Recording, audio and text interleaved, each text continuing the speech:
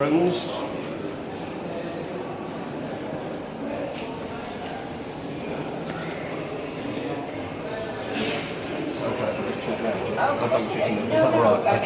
It can't be avoided. Sorry, I know, it's endless groups today. We're now in one of the most important periods of history. In fact, 701 BC is one of those pivotal points of history. So important that this event is recorded 3 times in the Bible. If something's recorded once, it was significant, twice, very significant, 3 times. Have you taken notice? 2 Kings, 2 Chronicles, the book of Isaiah. So you'll find it 3 times. The main description is in 2 Kings 19, but you will, if you look at 2 Chronicles and also in Isaiah, they fill in some details. 701 BC, we find that Hezekiah is king of Judah, implicated in a rebellion against Sennacherib, the last and the greatest of the Assyrian kings.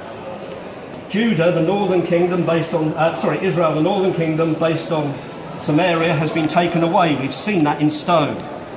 Sennacherib now is coming down with a huge army, 305,000 people in it, and he's coming down and his goal is Egypt, the land of gold. He's going to go there, and because he's a greedy man like the rest of us. But on the way through, he's going to annex, he's going to take away Judah. And so he comes with this huge force. Now, I described what the Assyrians did, that if they knew you were related, they split you up and you never again met your loved ones. So humanly speaking, this is what makes this so crucial. Humanly speaking, if Judah had been taken away, Messiah couldn't have been born, because you could never have traced his genealogy. Whereas when Judah was taken away, it was the Babylonians, and they left the Jews together. Ezekiel tells us this by the Kibar River. And that is the significance of the book of Ezra. All those boring names are highly significant, because people could trace their lineage, and therefore when they're back in the land, could fulfill the function of priest and everything else. That is why Matthew chapter 1 is such a significant way to open the New Testament. You trace the lineage of Jesus. You can do it. And then in Luke as well. And so this is crucial. If Sennacherib wins, humanly speaking, Messiah will not be born. So you can imagine all the activity that's going on in the heavenly realms here. So he comes with this huge force, and he divides it into 4. He has a camp. Hezekiah has disobeyed Isaiah, and you'll see why in a minute, why he was terrified of the Assyrians. And he has set one group up to go into Egypt to negotiate, and the Egyptians are bringing an army up. And Isaiah said, don't rely on Egypt, you can't trust them. Just trust God.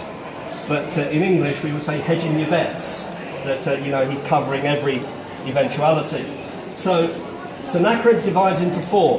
One group at the camp, one waiting for the Egyptians, one going to intimidate Jerusalem, and a 4th group going to Lachish. That's what we have here, the capture of Lachish. This room is absolutely unique. It's one of the great rooms of world archaeology. When Henry Layard first discovered these wall panels, it was front page news across the British Empire. And he discovered them in Sennacherib's palace without rival. And this is what the room was, and this has been replicated to size, so the red bits there are the bits that are running round here. So here is Lachish. It's on the main road going down to what we would call the Gaza Strip or the West Bank today. Still a very crucial battleground. Whoever controls this room will control access to the Mediterranean. So we're going to see, because Sennacherib records for us here these things, we're going to see it develop. So if we can start behind you. Oh, sorry, I need to run deeper now.